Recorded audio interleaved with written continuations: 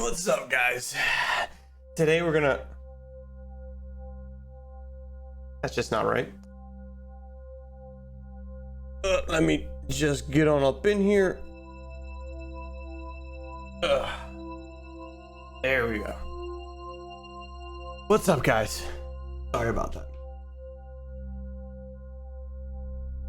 So welcome back, guys, to another episode of Content Creator Diaries. With your host, When Easy. Today we are going to be talking about Imposter Syndrome. Actually, you know what? Let's find the definition. Let's find the actual definition of Imposter Syndrome. Imposter Syndrome is also called as perceived fraudulence. Okay. I don't know why that word was killing me. Involves feeling of self-doubt, personal incompetence that persists despite your education, experience, and accomplishment. The reason I chose imposter syndrome for today's topic is because it's something that I feel like everybody goes through. Like everybody, from the biggest streamers to the smallest YouTubers, everybody feels it. Well, maybe not everybody, maybe not like the top 1% of Twitch, but even then, I feel like they have had felt it at some point. First, I'll start off with like imposter syndrome for me.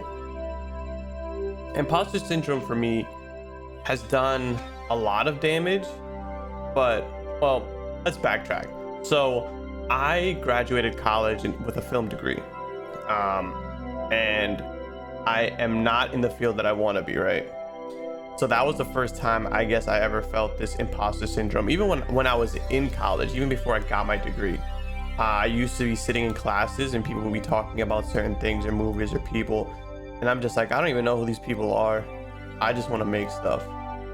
So like when it came time to like work with people, I always felt like I was a burden to their groups, because I felt like I didn't have a lot to offer, because I wasn't injecting the Coen brothers into my veins, you know what I'm saying? But then like fast forward a few years, I stopped caring about that kind of stuff because my work spoke for itself. So when it came to streaming, that was like opening up a whole nother, I guess, can of imposter syndrome. It's funny, you can have imposter syndrome for so many things in your life. It sucks that you can't, it isn't a one and done deal. It can be for a lot of things. And imposter syndrome for me really shows up mostly when I am just like in a rut, I guess, or I haven't done something in a while. So past 2 weeks, I haven't put a video out. You guys are aware. I'm aware. Even people who like watch me be like, oh, you good? I haven't seen anything in a while. And I'm like, yeah, no, I know. That's when I start feeling my imposter syndrome. And it can be different for other people. Some people might feel imposter syndrome they might be doing what they should be doing, and then they look at the numbers and then now they feel like they're not as good as streamers as other people. Or they might switch games and they might feel like they can't bring the same audience, so that might trigger their imposter syndrome. For me, it's more like when I'm not trying, I guess. And I don't really even like using the word trying, because I am trying. Like when I get home, I am trying to edit, but like not this past week, but the week before this week, I was working. There were 3 days in a row where I had to be up and out of my house by 4 a.m., you know, and I get home at like 4 p.m. Like I was working like 12-hour days. So it's really hard for me to sit down and edit. And I honestly, every time I got home and wasn't editing videos and I would like crawl into bed at 8 p.m. because that's when I needed to be asleep by, I would look and I'd be like, damn, I didn't edit any videos. The one video I've been working on, I'm still not done because I want to do more stuff to it before I put it out. And it really sat with me and made me think like, yo, do I really want this? Which is funny because literally just last video, I was talking about how when I get home, I wanted to edit and whatnot. And I know that week was just a rough week. And this past week wasn't as rough, but I feel like I was still recovering from the week prior. But I'm doing this now, you know, so like I am making a video, so you know, hopefully the imposter syndrome will go away. But I've even felt it when I was a streamer. Even when I used to stream, I would feel like I wasn't adequate. I wasn't bringing the entertainment like other people. And that was And that right there, other people, is really, I guess, imposter syndrome's like food. Like when you see other streamers doing what you're doing but better, like that's the stuff that really starts getting under your skin, I guess. Not really like, you know, like, I hate these people, but more like, man, I hate myself kind of vibe. And it's rough, but I made this video because I wanted you guys to know, I go through it. Everybody does. Even the switch to YouTube, actually the switch to YouTube was that was actually one of the first times that I thought I wasn't, I guess I wasn't gonna make it, you know? Like this switch was kind of like a big leap of faith for me, because I was like, man, if I switch and nobody shows up and supports, this will be exactly what my imposter syndrome needs to convince me that I shouldn't be doing this. Like if I would have switched to YouTube and got like maybe 20 subs and everybody would have just been like, ooh, he's not on Twitch anymore, I'd have been like, damn, maybe, you know what, maybe I am not that interesting. And it was when I did switch, luckily enough, well, not even luckily, because I guess it's not really luck when you make people laugh. Like when you connect with people, I guess it's not luck. So like my hard work, I guess, paid off. I keep saying I guess when it's like my hard work actually paid off. The people who showed up to my streams, showed up to my YouTube channel, a lot of even people who I hadn't even seen in my streams showed up and were like, yo, I saw this move on Twitter, I just want to say I support it, man, you're doing great. Like even like people you look up to, people who are like way out of like my, I guess, like Twitch bracket, you know, like people who are partners are reaching out to me like, yo, this is an amazing move, I support this. And even the support I've gotten since then shows that like, it's sometimes I have to like, well, not sometimes, I look at that and I see it and I'm like, you know what, I'm not an imposter. But even like this past 2 weeks, like last week when I was like sitting at home, I was like, honestly, babe, I just don't even feel like I'm doing it. Like I feel like I'm not even like a streamer. I feel I'm kind of just like a viewer who does this on the side. And that was something I had to break away because I'm working full time now. So like I can't push out the content that I wanted to. And it comes at like the weirdest moments for me. So like the YouTube one was one. Buying this camera. Also shout outs to the new camera. We call this camera AC the Third. I have a name for like all of my big gear. So like AC the Third, shout outs to them. Crisp quality content. I need better lighting so that this would look crazier. But right now, this is a huge step up. Besides the point. What was I talking about? But yeah, buying the camera. When I bought the camera, I remember I held it in my hands. I was geeked, bro. I was like a kid. Like I was just like, I can't believe this is the camera that I wanted since I was in college. Like I've wanted this camera since I switched majors, my sophomore year of college. So I'm holding the fruits of my labor, like actual labor, because I worked like crazy hours the week prior. And I'm just sitting here and I'm looking at this camera and I'm just like, why did I buy this? I don't deserve this. Which is nuts because I bought it. Who else deserves it? I worked for it. I got it. It's mine. What do you mean? But and I got it for a steal too. We're not even gonna talk about that. I got this camera and I'm sitting here and I'm holding it in my hands and I'm just like, man, why did I buy this? I don't need this. I should just save this money and like do something else with it. Why am I wasting my money on a camera for something that like I'm not even that good at, I guess. Like I literally said that to Panda. And she looked me dead in my face and was like, that is the dumbest stuff I've ever heard in my life. She was like, you don't deserve it? How do you not deserve it? You worked for it. And then like even then I was thinking to myself like, who am I trying to be by buying this big camera? Like it feels weird because I make the movements and I have the mindset to do what I want, to be the streamer, to be the YouTube, to be the content creator. But my body just doesn't want to like step into those shoes, you know?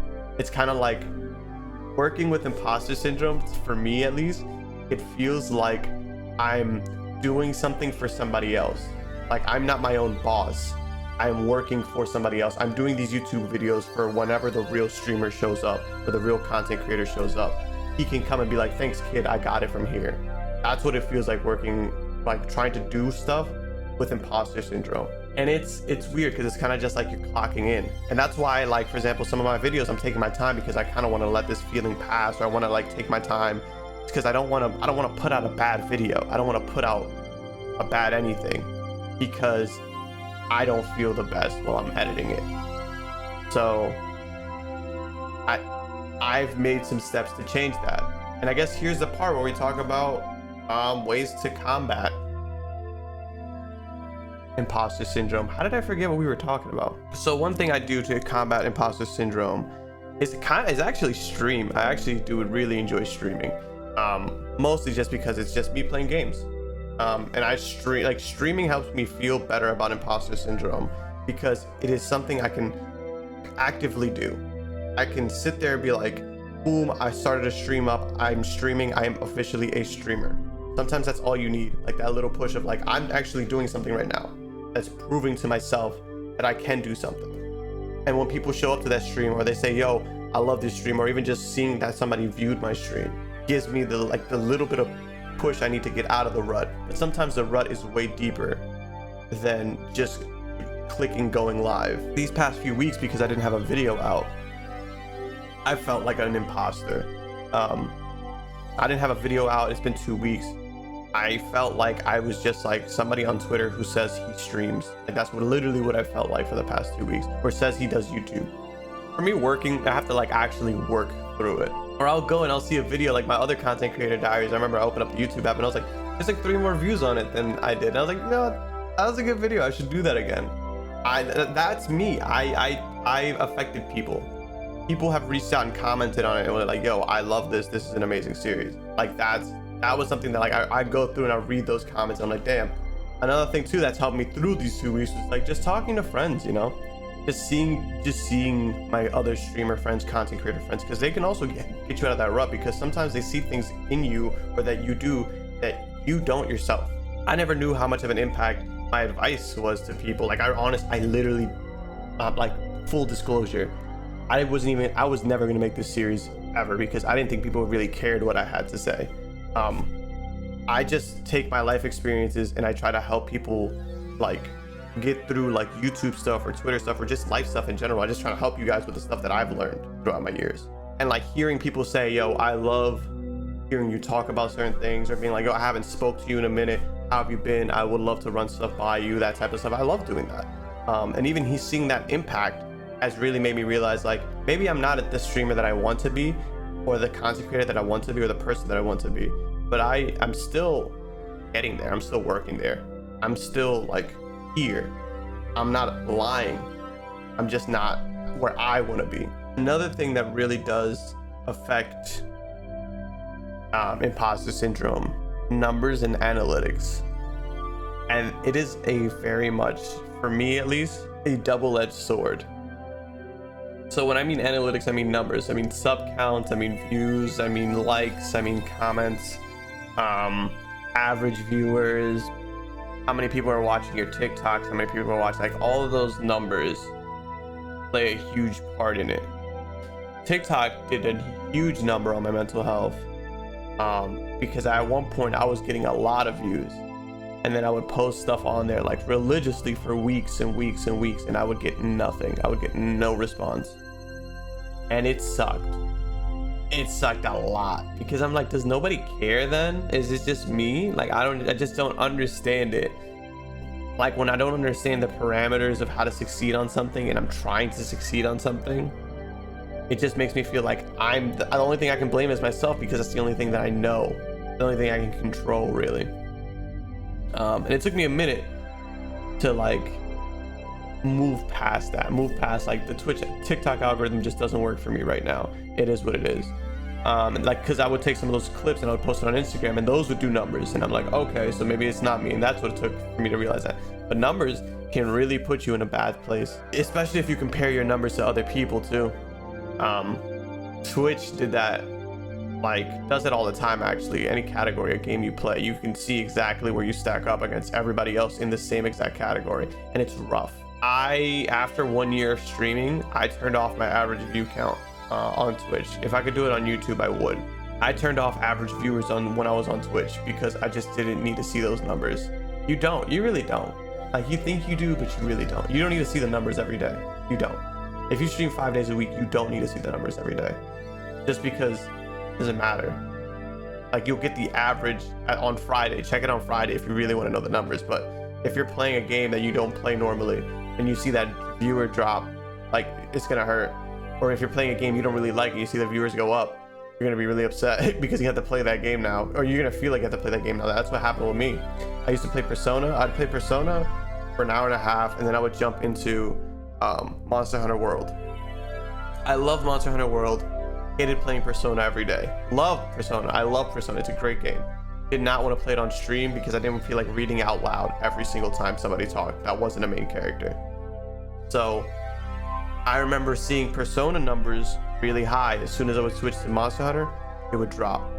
I thought Monster Hunter was a problem, so I would stop playing Monster Hunter. I would just play Persona for 3 hours, and it was miserable. I was miserable because I didn't want to.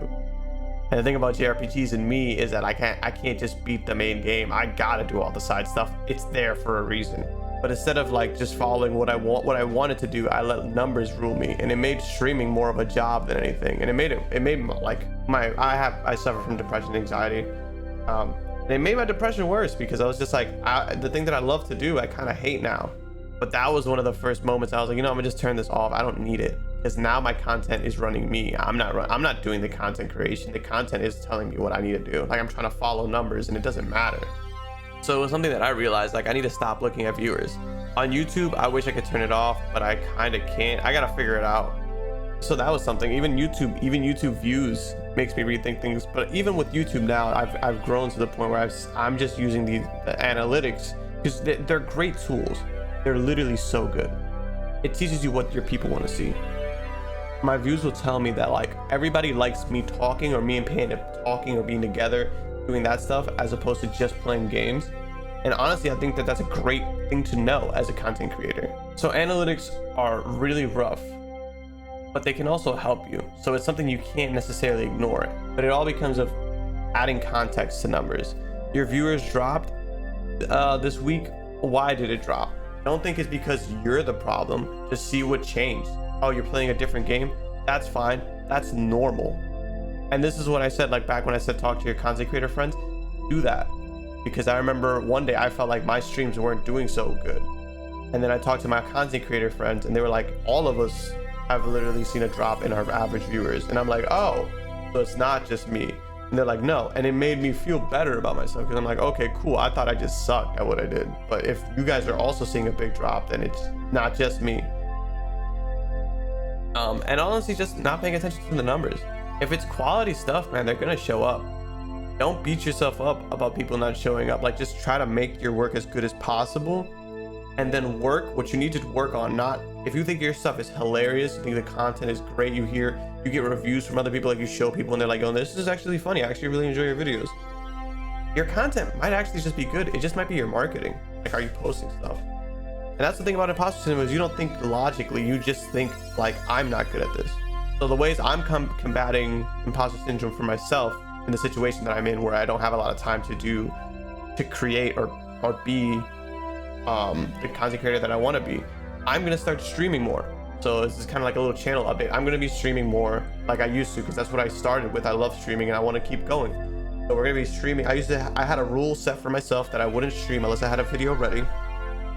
We're gonna be breaking that rule. We're gonna be streaming at least twice a week, because I feel like I need that. I need to see that I'm doing something. I need to feel like I'm alive. No, I'm kidding. I need to feel like I am the content creator that I once was before this job, before I switched. I need that. And without it, I'm just gonna be editing videos to put on a page that I feel like I don't belong in.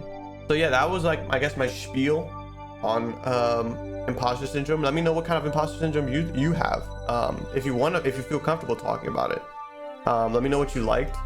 If there's more stuff you want me to talk about, if you want me to do a deeper dive in analytics and how I handle analytics, please let me know. I would love to hear some feedback from you guys. If you like the video, make sure you like the video. Leave a comment, share it, do the whole thing. I appreciate you guys for stopping by. I appreciate you guys for supporting me this far. And I hope you guys have a wonderful day. We'll talk you out.